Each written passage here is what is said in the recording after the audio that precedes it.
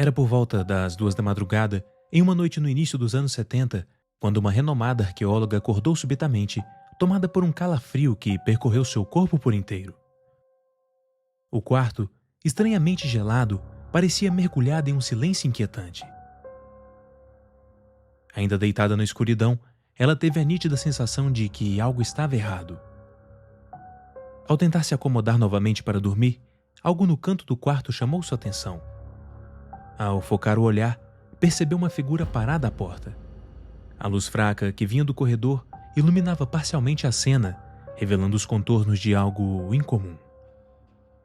Por um momento, pensou que ainda estivesse sonhando. Mas não, a figura diante dela era real. Quase 2 metros de altura, postura levemente curvada e um corpo envolto por uma escuridão densa como uma sombra sólida. A parte inferior lembrava pernas humanas comuns, mas o tronco e a cabeça remetiam a um animal, mais especificamente, a um lobo coberto por uma espessa pelagem negra. A criatura parecia saber de que estava sendo observada. Em silêncio, virou-se lentamente e saiu do quarto. Seria fácil classificar o ocorrido como um simples pesadelo. No entanto, o mais inquietante é que essa mulher não foi a primeira a relatar a aparição dessa criatura. E definitivamente, também não seria a última. Eu sou o Dionísio e hoje exploraremos detalhadamente essa história dos anos 70. Um enigma envolvente que combina fatos históricos, folclore celta e acontecimentos inexplicáveis. Já te peço, por favor, que deixe o seu like para me ajudar na divulgação do vídeo e, se ainda não for inscrito, considere se inscrever. Eu estou sempre trazendo conteúdo misterioso por aqui. Enfim, sem mais delongas, vamos ao mistério.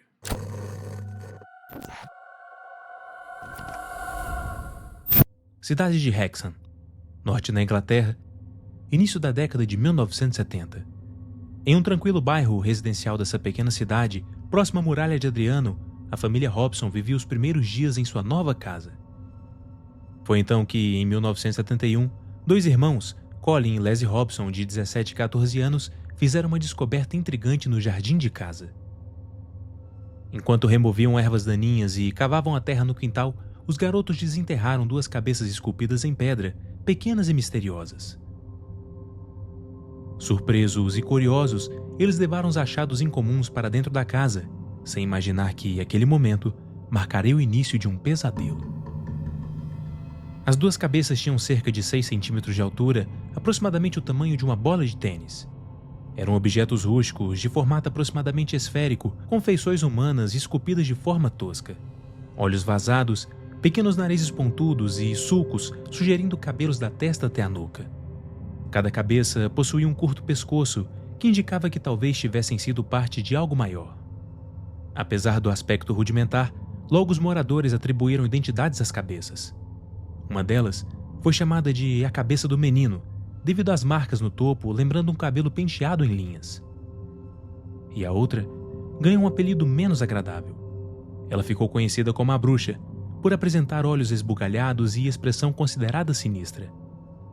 Nos dias em que se seguiram à descoberta, a família e vizinhos comentavam animadamente sobre as origens possíveis das cabeças.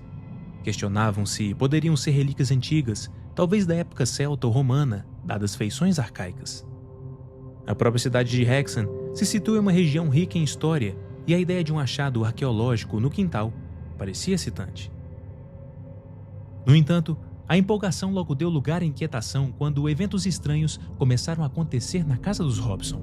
A família passou a vivenciar uma série de fenômenos perturbadores após trazer as cabeças para dentro de casa. Tudo começou com pequenas anomalias. Certa manhã, os Robson notaram que as 2 cabeças de pedra pareciam ter mudado de posição por conta própria durante a noite, como se alguém ou algo as tivessem girado enquanto todos dormiam. Ninguém na casa admitiu ter tocado nos objetos, mas lá estavam eles, voltados para direções opostas às do dia anterior. Logo, outros episódios estranhos vieram à tona. Garrafas e outros objetos pequenos começaram a se deslocar inexplicavelmente, sendo encontradas fora do lugar ou até lançadas ao chão, sem motivo aparente.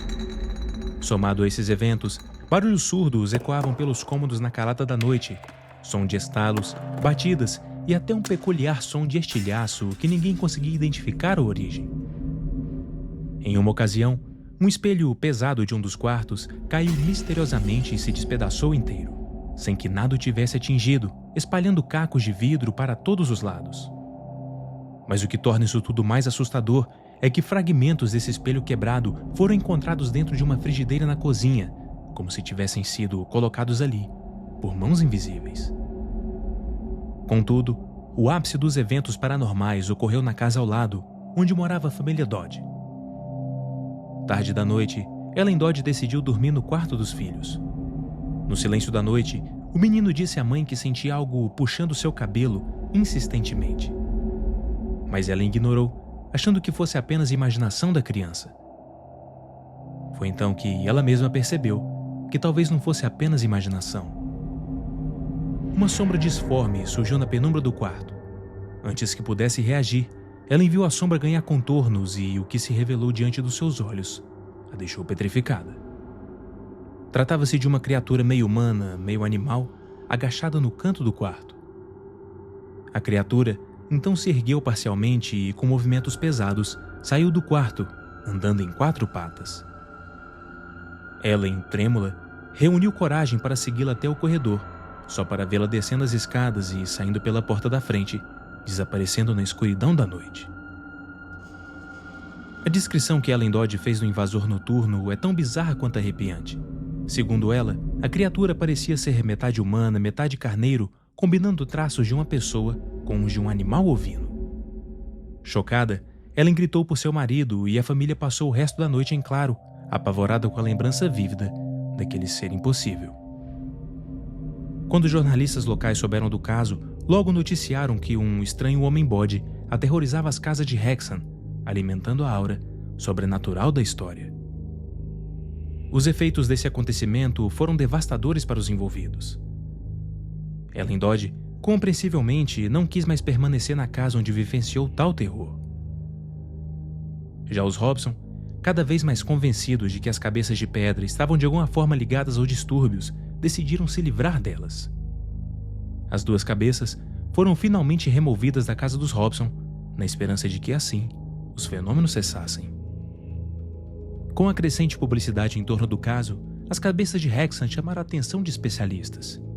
Uma dessas pessoas foi a Dra. Anne Ross, uma respeitada arqueóloga britânica e autoridade em história celta. Ross era conhecida por seus estudos sobre a religiosidade e a iconografia dos povos celtas antigos, e ao ouvir falar das cabeças de pedra, seu interesse foi imediato. Na tradição celta, a cabeça humana tem um significado profundamente simbólico. Como Ross explicaria, os antigos celtas veneravam a cabeça como símbolo de divindade, associando-a aos poderes do outro mundo. Essa cultuação à cabeça era tão forte que, segundo registros históricos e arqueológicos, os celtas costumavam exibir cabeças decepadas de inimigos nas entradas de sua fortaleza como troféus, ou esculpir cabeças em pedra para proteger templos e lares. Com esse pano de fundo cultural, não é de se estranhar que Anne Ross tenha ficado intrigada com a possibilidade de as cabeças de Hexham serem artefatos celtas genuínos, talvez datando quase 2000 anos de existência. Determinada a investigar, a arqueóloga conseguiu acesso às cabeças após a família Robson se desfazer delas. No início de 73, ela recebeu as cabeças para análise, levando-as ao Museu de Antiguidades da Universidade de Newcastle e posteriormente a seu próprio instituto em Southampton. Ross examinou detalhadamente os objetos, anotando cada uma das suas características: o aspecto arcaico das feições, os supostos encaixes nos pescoços, sugerindo que poderiam ter sido fixadas em corpos ou estruturas, e encontrou até mesmo vestígios de pigmentos de cor que indicavam que um dia talvez tivessem sido pintadas. Contudo, os resultados da pesquisa ainda eram inconclusivos quanto à idade das peças. Ainda pairava dúvida se seriam genuinamente antigas ou criações modernas imitando o estilo celta. Porém, a investigação racional logo tomou um rumo sombrio. Ao trazer as cabeças para sua própria casa, com o intuito de estudá-las com calma, Anne Ross e sua família começaram a sofrer experiências apavorantes. O que era para ser apenas uma pesquisa arqueológica transformou-se em um verdadeiro pesadelo. Certa madrugada, por volta das 2 horas da manhã, Ross despertou com a estranha sensação de que algo estava errado. O ar do quarto parecia gelado e pesado, e uma presença invisível parecia rondar a escuridão. De repente, ela vislumbrou uma forma à distância dentro do seu quarto. Um ser alto, escuro e com traços animalescos que estava parado ali, a observando. A figura tinha aspecto parcialmente humano, mas a cabeça lembrava um lobo, com olhos brilhantes na penumbra. Ross ficou momentaneamente paralisada pelo medo, mas conseguiu se mover quando a criatura virou-se e saiu do quarto em direção às escadas. Reunindo coragem, Annie o seguiu. Ela desceu as escadas logo atrás daquela aparição e a viu se mover rapidamente em direção à cozinha. Um meio homem, meio lobo, atravessando a sua casa silenciosamente. Ao entrar na cozinha escura, Ross percebeu que a criatura havia sumido tão misteriosamente quanto surgiu.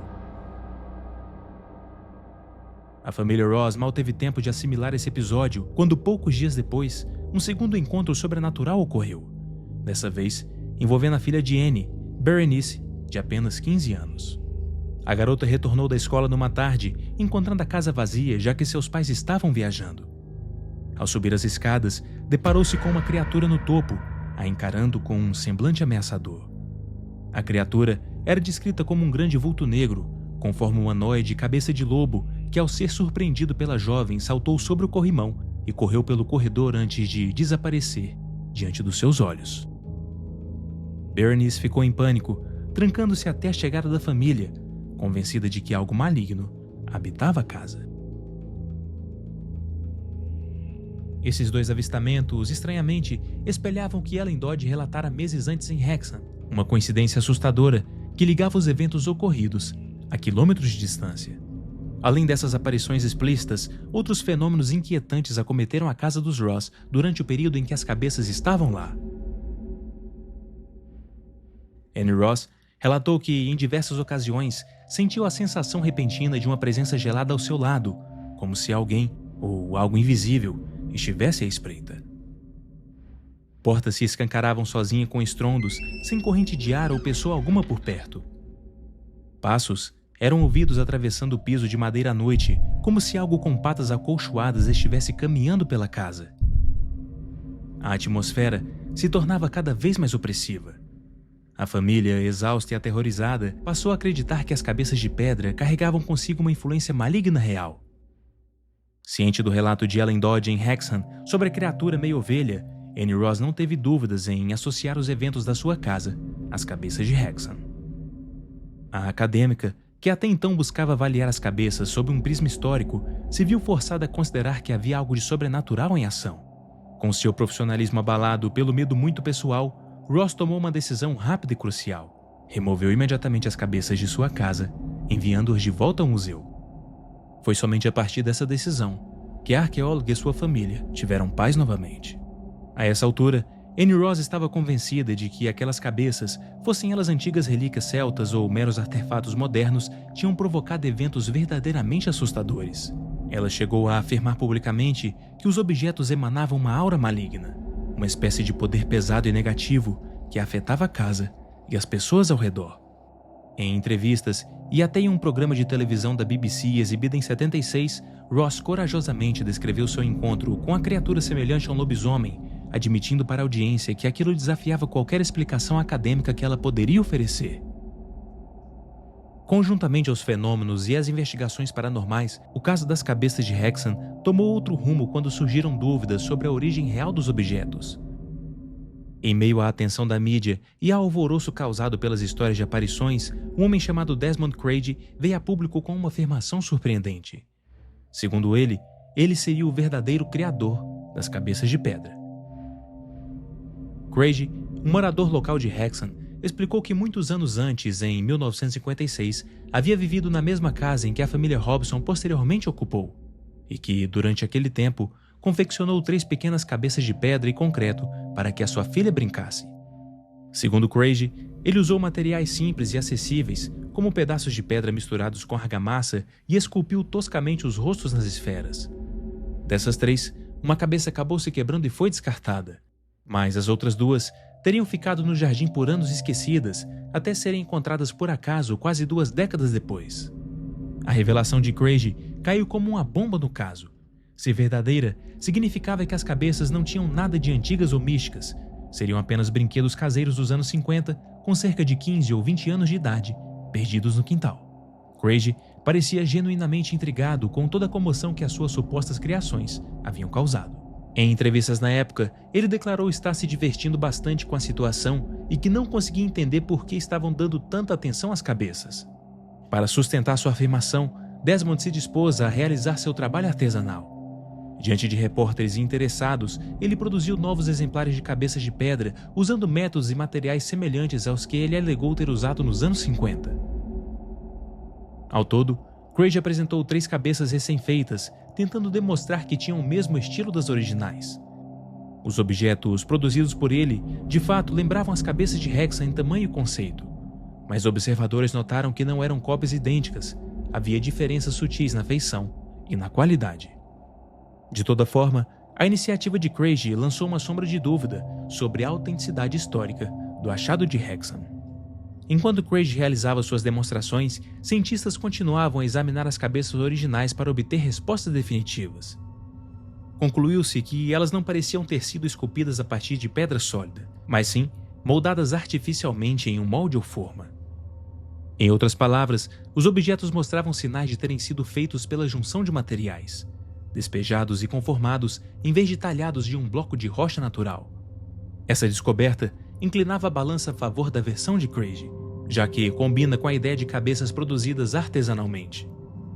Além disso, a análise não detectou nenhum fator que indicasse grande antiguidade, reforçando a noção de que poderiam ser de fabricação recente. Diante dessas evidências técnicas e do testemunho detalhado de Desmond Craig, muitos no meio acadêmico passaram a aceitar que as cabeças de Hexam provavelmente não eram artefatos da Idade do Ferro ou romano-britânicas, mas sim artefatos modernos, criados em meados do século XX. A própria doutora Annie Ross, que inicialmente acreditava na origem antiga das cabeças, mostrou-se cética em relação às alegações de Craig até que ele apresentasse provas. Em uma de suas palestras, Ross chegou a dizer que só ficaria convencida da história de Craig se visse outros exemplares similares feitos por ele. Quando Craig de fato produziu as réplicas em 74 e evidências materiais se acumularam, Ross e outros pesquisadores tiveram que reconhecer a forte possibilidade de que haviam sido enganados por um equívoco de identificação. Contudo, tinha-se ali a provável resposta para a pergunta sobre a origem dos artefatos, mas ainda restava uma ponta solta. Como explicar os fenômenos sobrenaturais amplamente testemunhados se as cabeças não possuíam nenhuma herança mística ancestral? Essa interrogação alimentou um debate ainda mais complexo, colocando frente a frente explicações racionais e crenças no inexplicável. O caso das cabeças de Hexam rapidamente se transformou em um campo de batalha entre ceticismo científico e as crenças sobrenaturais. De um lado, estavam aqueles que viam na explicação de Desmond Craig e nas análises laboratoriais evidências suficientes para demistificar o caso. Para esses céticos, os incidentes estranhos poderiam ser atribuídos a uma combinação de coincidências, percepções equivocadas e talvez até histeria coletiva. Membros da comunidade local de Hexam sussurravam uma possível explicação mundana para a aparição na casa dos Dodge. Naquela mesma noite em que Ellen viu a criatura, circulou o boato de que um homem bêbado foi visto cambaleando pelas redondezas carregando um carneiro morto nas costas, supostamente roubado de um abatedouro próximo. Uma visão grotesca que, sob a penumbra, poderia muito bem ter sido confundida com uma figura meio humana por olhos assustados. Uma história bizarra, isso sem dúvida, mas possivelmente mais terrena do que um espectro demoníaco. Da mesma forma, psicólogos poderiam argumentar que os poltergeists relatados na casa dos Robson, objetos se movendo e quebrando, talvez fossem resultado de movimentos involuntários de moradores sonâmbulos, brincadeiras das próprias crianças ou efeitos de vibração estruturais. Eventos normais que podem ter sido exagerados pelo medo. Do lado oposto do espectro, porém, estavam os pesquisadores paranormais e testemunhas que acreditavam que algo verdadeiramente inexplicável aconteceu. Eles apontavam que a quantidade de eventos estranhos e a coerência dos relatos eram difíceis de descartar tão facilmente. Afinal, como explicar que pessoas diferentes, em lugares diferentes, tivessem experiências tão específicas com criaturas meio animais? Ellen Dodge descreveu um ser meio carneiro. Annie Ross e sua filha viram um ser meio lobo. Ambos os casos envolveram as cabeças de pedra, ainda que a quase quilômetros de distância, e provocaram terror genuíno em testemunhas que não tinham conexão entre si. Aqueles inclinados ao sobrenatural argumentavam que mesmo que as cabeças tivessem origem recente, isso não necessariamente invalidava os fenômenos. Talvez os objetos em si não precisassem ter 1800 anos de idade para carregar alguma energia ou maldição. Quem sabe, o local onde foram encontrados, um possível antigo santuário celta, como Annie Ross chegou a conjecturar, pudesse ter carregado os objetos com uma influência mística. Ou, talvez, sugeriam outras pessoas que as cabeças atuaram como um catalisador, um foco que poderia ter despertado espíritos adormecidos no ambiente. A tensão entre as duas visões ficou evidente tanto na imprensa quanto nos bastidores da investigação. Cientistas tradicionais adotaram uma postura cética. Para muitos arqueólogos, o caso era um embaraço que logo deveria cair no esquecimento, devendo ser considerado algo meramente folclórico. A ideia de cabeças assombradas foi vista como sensacionalista e houve quem criticasse Annie Ross por dar crédito a superstições que poderiam manchar a sua credibilidade acadêmica. Já entusiastas do paranormal abraçaram o caso como exemplo clássico do inexplicável. Para eles, a história continha todos os elementos de um enigma fascinante: um objeto possivelmente amaldiçoado, atividades poltergeist e vislumbres de criaturas míticas. Material digno de um conto de terror. No centro desse embate estava Annie Ross, vivendo um dilema pessoal e profissional. Por um lado, as evidências apontavam para a fabricação moderna das cabeças, o que a levou a recuar de suas afirmações iniciais sobre a antiguidade dos artefatos. Por outro lado, Ross nunca negou o que ela e sua família vivenciaram e manteve-se firme que algo fora do comum ocorreu. Ela deixou claro que as experiências sobrenaturais foram reais e que a origem das cabeças, antiga ou recente, tornou-se quase irrelevante frente aos fenômenos que se manifestaram. Esse impasse entre o racional e o sobrenatural tornou o caso das cabeças de Hexham especialmente intrigante. Nenhuma das visões conseguia explicar todos os aspectos da história de maneira satisfatória. Havia sempre pontas soltas, elementos que não se encaixavam perfeitamente no quebra-cabeça, seja pela ótica cética, seja pela ótica paranormal. Diante de um mistério tão resistente a explicações, teorias alternativas emergiram para tentar preencher as lacunas. Uma das mais notáveis foi inspirada em um conceito conhecido como teoria da fita de pedra. Popularizada nos anos 70, essa ideia sugere que materiais inertes, como pedra, cristais ou metal, poderiam absorver energias psíquicas ou eventos traumáticos e, sob certas condições, reproduzir esses eventos como se fossem gravações antigas sendo exibidas. Aplicada ao caso de Hexham, a teoria propõe que as cabeças, ou mesmo o solo onde estavam, atuariam como mídia de registro sobrenatural. Don Robbins, um cientista e autor interessado no paranormal, teorizou que os cristais de quartzo, presentes nas cabeças, poderiam ter armazenado algum tipo de vibração ou memória espiritual, talvez oriunda de rituais antigos ligados ao local, e que a movimentação das cabeças, ao serem desenterradas, deu início a essas memórias. Assim, as aparições do homem-cabra e do lobisomem seriam como ecos do passado, manifestações repetidas de algo que ficou impresso nas pedras. Uma explicação criativa que tenta unir o conhecimento científico de materiais à existência de fantasmas e criaturas míticas. Outra linha de teoria busca respostas nas próprias raízes históricas e folclóricas da região. Especulou-se que o jardim de onde vieram as cabeças poderia ter sido, em tempos remotos, um santuário celta. Se isso for verdade, remover as cabeças do solo poderia ter perturbado uma espécie de guardião espiritual.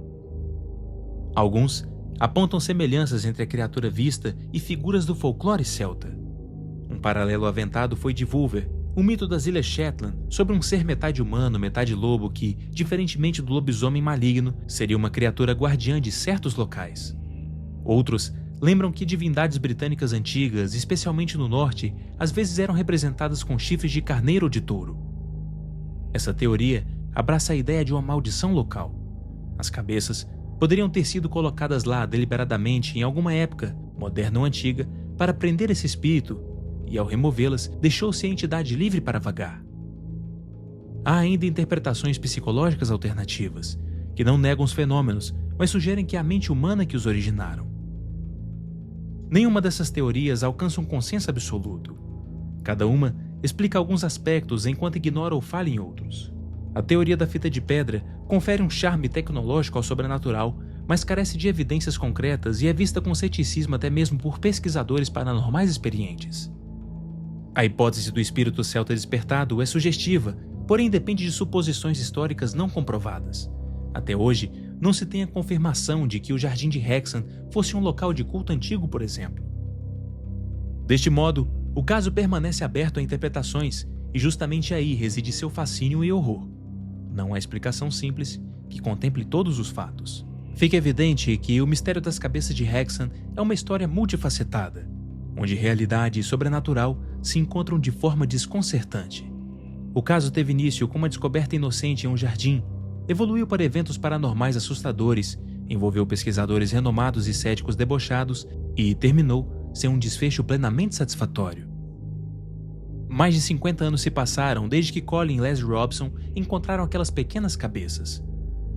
Mas as perguntas persistiram.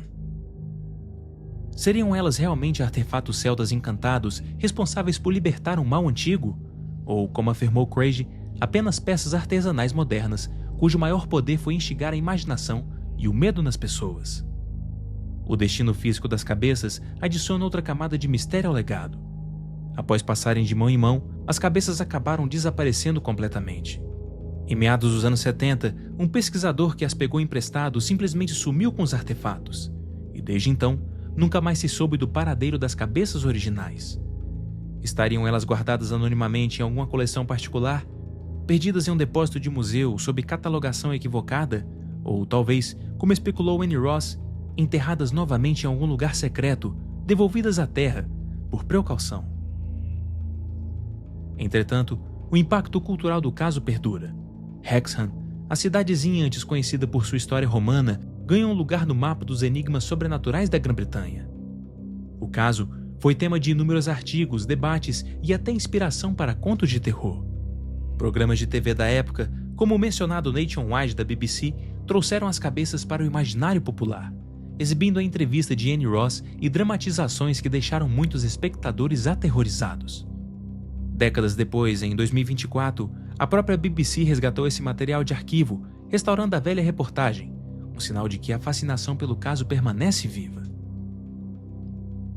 No fim das contas, este caso nos convida a ponderar humildemente sobre os limites do conhecimento. Talvez jamais saibamos toda a verdade. Teria havido de fato algo sobrenatural por trás das pequenas cabeças de pedra de Hexham? Ou a verdade é mais mundana do que os envolvidos conseguiram enxergar naquela época?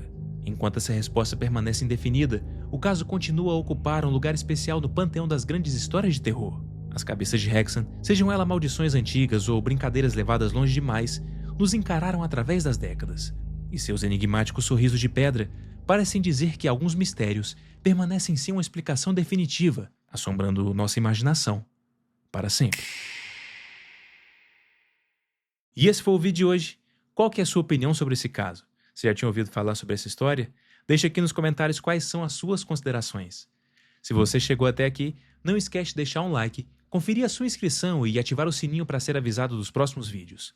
Muito obrigado pela sua atenção e até a próxima.